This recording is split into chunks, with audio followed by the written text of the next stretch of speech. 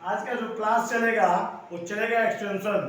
तो बहुत बच्चों का ये क्वेश्चन रहता है या कई बच्चे कंप्यूटर पढ़ लेते हैं और जान नहीं पाते हैं कि किस एप्लीकेशन का कौन सा एक्सटेंशन होता है।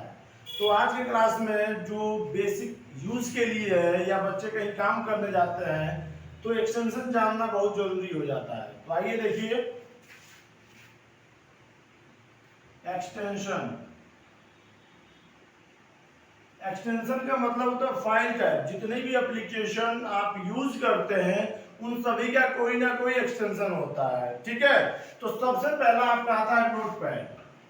अगर आप नोटपैड पढ़ रहे हैं और आपसे कोई पूछ दे कि नोटपैड का एक्सटेंशन क्या होता है तो उसका होता है डॉट टीएक्सटी, ठीक।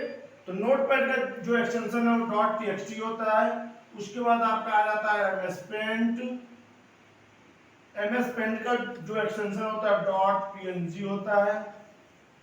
एक और एप्लीकेशन इससे रिलेटेड है बिटमैप जिसका डॉट बीएमपी होता है। ऐसे करके आपका अगला आता है एमएस वर्ड, माइक्रोसॉफ्ट वर्ड। तो कई बच्चे एमएस वर्ड यूज कर लेते हैं, एप्लीकेशन बना लेते हैं, रिज्यूम बना लेते हैं, लेकिन एमएस वर्ड का एक्सटेंशन है उनको पता नहीं रहता। तो एमएस वर्ड के दो एक्सटेंशन होते हैं, एक होता है आपका डॉट डीओसी, एक होता है डॉट डीओसीएक्स। ये आपके 2003 का वर्जन है, ये आपके 2007 का वर्जन है। किस ईयर में कौन सा वर्जन आया था तो हम लोग वर्जन इस समय डॉट डीओसीएक्स का यूज कर रहे हैं, चाहे वो 19, 17, 18, 13, 11, 10 कोई भी वर्जन, आप कोई भी वर्जन चलाते हैं एमएस वर्ड का जिसका एक्सटेंशन आपका यही पूछता है, ठीक। उसके बाद आपका आता है एमएस एक्सेल। इसके भी दो रहते हैं, एक होता है डॉट एक्सएलएस, एक होता है डॉट एक्सएलएस। ये भी एक आपका 2003 का वर्जन है, एक आपका 2007 का वर्जन है। इसी तरह आपका आता है MS power point. MS power point के भी दो एक्सटेंशन होते हैं, वो भी एक 2003 में आया था, उसका वर्जन डॉट पीपीटी। हम ईयर इसलिए डिफाइन कर दे रहे हैं ताकि जब भी कभी आपको आपसे ईयर पूछा जाए तो आप उसे बता सकें। और एक आता है डॉट पीपीटीएक्स जो 2007 में आया था, ठीक। इसी तरह आप लोग जैसे मान लीजिए पिक्चर यूज करते हैं, फोटो खींचते हैं कैमरे से, तो पिक्चर का एक्सटेंशन है होता है। कई बच्चे नहीं जानते या 50% बच्चे ऐसे होते हैं जो पिक्चर का एक्सटेंशन जानते नहीं है। कई बच्चे कंप्यूटर पूरा पढ़ लेते हैं और उन लोगों को एक्सटेंशन के बारे में ही नहीं पता रहता है। तो इतना जान लीजिए जिस भी एप्लीकेशन का आप यूज कर रहे हैं उसका कोई ना कोई एक्सटेंशन होता है, और जब एग्जाम में आपसे पूछ दिया जाएगा तो आप क्वेश्चन वहां पे सॉल्व नहीं कर पाते हैं।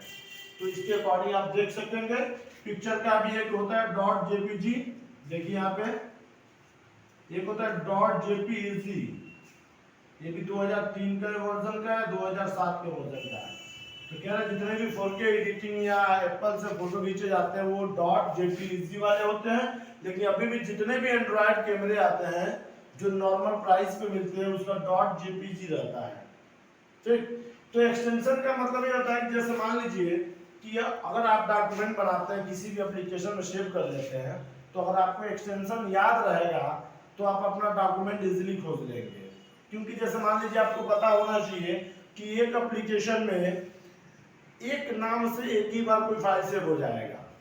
जैसे मान लीजिए एग्जांपल हम ले लिए कि हमने राम क्या कर दिए सेव कर दिए डॉट डॉक्स में। अब कह रहा है कि दूसरा कोई फाइल राम नाम से सेव नहीं कर पाएंगे, आपको सेव करने के लिए राम 1 2 3 4 उसके आगे कुछ ना कुछ इंक्लूड करना पड़ेगा। लेकिन मान लीजिए कि अगर एक कंप्यूटर है या लैपटॉप है और इतने सारे एप्लीकेशन चला रहे हैं तो हर एप्लीकेशन में तो राम नाम से सेव कर लेंगे। और डॉक्यूमेंट देखने के लिए सबसे पहले आप लोग जाते हैं जिस पीसी में, वहां से जाते हैं डॉक्यूमेंट में। अब लाइन से 10 राम नाम दिखा रहा है, 10 एप्लीकेशन आप यूज किए हैं, 10 में राम नाम दिखा रहा है, तो कैसे जानेंगे कि आप नोटपैड का है या एमएस पेंट का है या एमएस वर्ड का है या एमएस एक्सेल का है, ठीक।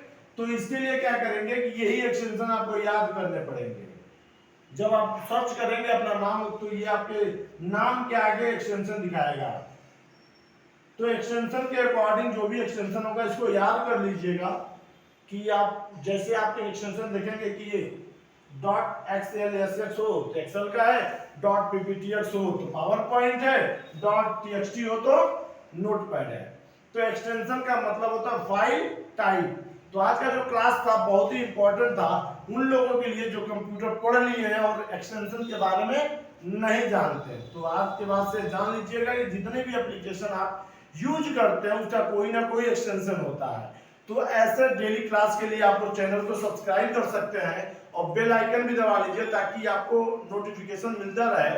और कंप्यूटर में जितने भी इंपॉर्टेंट टॉपिक रहेंगे, बाकी जिन भी बच्चों को ऑफलाइन क्लास करना है वो हमारे स्क्रीन पे एक लिंक दिया गया है ग्लोबल इंस्टीट्यूट ऑफ कंप्यूटर का, जिसे आप जाके गूगल पे सर्च करके आप विजिट कर सकते हैं संस्था।